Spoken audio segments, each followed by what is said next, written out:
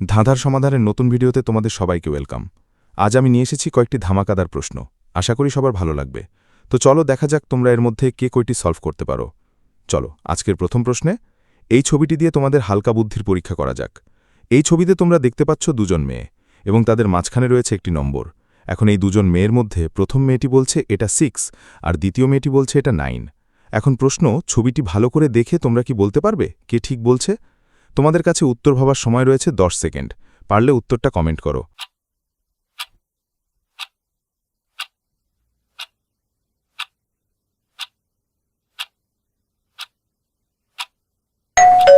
প্রশ্নটি আমি তোমাদের জন্য রেখে গেলাম।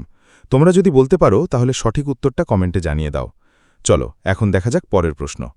এক রাতে একটা স্কুল আর একটা হাসপাতালে আগুন লাগে। সেই শহরে মাত্র একটি ফায়ার ব্রিগেড ছিল।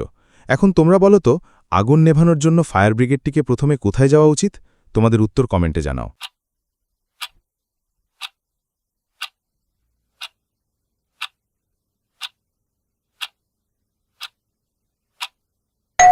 ফায়ার ব্রিগেড থেকে প্রথমে হাসপাতালে যেতে হবে, কারণ রাতে স্কুলে সাধারণত কেউ থাকে না, আর থাকলেও খুব কম মানুষ থাকে।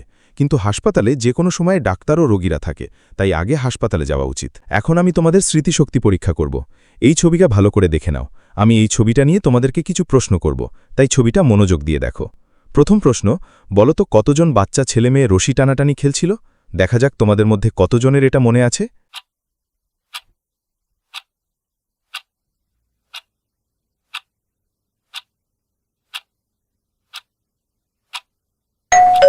উত্তর হবে মোট 6 জন বাচ্চা ছেলেমেয়ে রশি টানাটানি খেলছিল, 3 জন এদিকে এবং 3 জন এদিকে। এবার ছবিটি আরও একবার ভালো করে লক্ষ্য করো।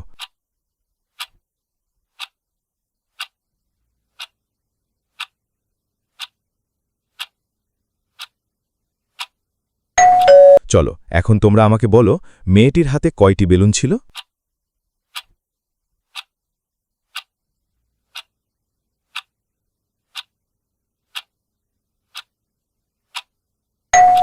এই মেয়েটির হাতে টোটাল 6টি বেলুন ছিল। পরের প্রশ্নে যাওয়ার আগে ছবিটিকে তোমরা পোটা আরও একবার দেখে আসতে পারো। এবার বলো, এই পুরো ছবিতে মোট কয়টি পাখি ছিল?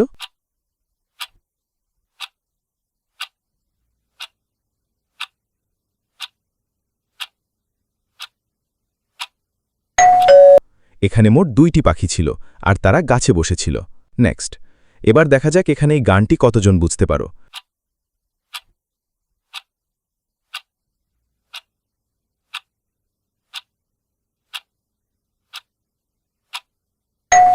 প্রথমে রয়েছে চোখ, দ্বিতীয়টা জল এবং শেষে ভাসিয়ে দিলাম।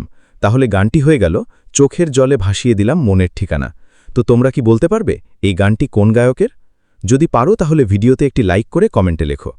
চলো এবার পরের প্রশ্নটি দেখা যাক। এবার রয়েছে গেস দ্য সং চ্যালেঞ্জ।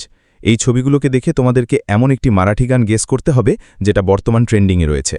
তো তোমরা যারা বুঝতে পেরেছ কমেন্ট করো।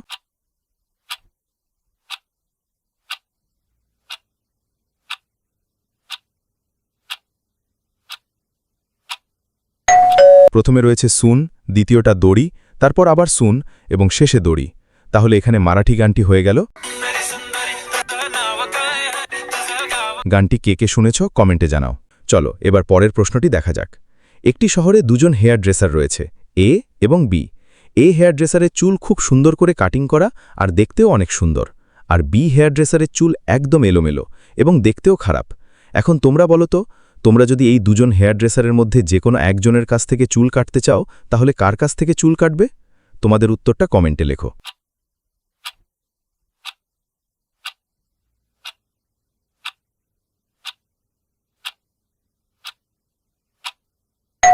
তোমরা অনেকে হয়তো ভাবছো এ নম্বর হেয়ার ড্রেসারের চুলগুলো সুন্দর তাই সে ভালো কাটে, কিন্তু আসল কথা হলো এই শহরে মাত্র দুজন হেয়ার ড্রেসার।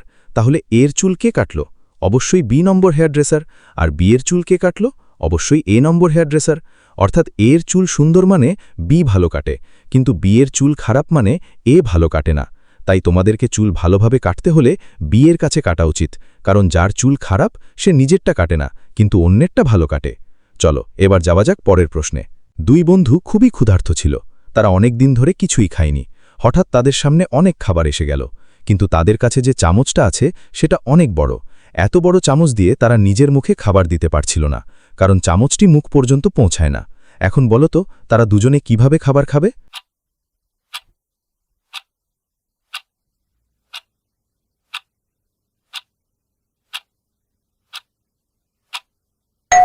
উত্তর কিন্তু অনেক সহজ, তারা একে অপরকে খাওয়াবে, তাহলেই দুজনই খেতে পারবে। চলো এবার পরের প্রশ্নটি দেখা যাক। এই ছবিগুলোকে ভালো করে দেখো আর গেস করো এখানে কোনটি গানের কথা বলা হয়েছে।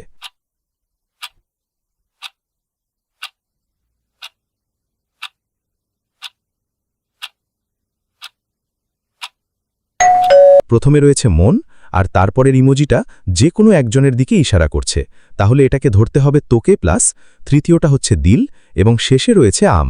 তাহলে এখানে গানটি হয়ে গেল মন তোকে দিলাম তোকে দিলাম। এই গানটি যদি তোমাদের প্রিয় হয়ে থাকে অবশ্যই জানিও এবং একটি লাইকও করে দিও। এবার এই তিনটি ছবিকে দেখে গেস করো এখানে গানটি কি হবে।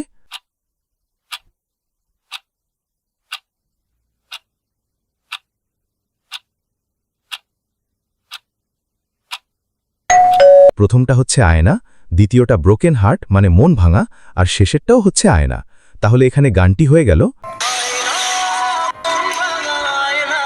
এবার এই প্রশ্নে তোমাদেরকে একটি অড ইমোজি খুঁজে বের করতে হবে, মানে কোনটি ইমোজি সবার থেকে ভিন্ন।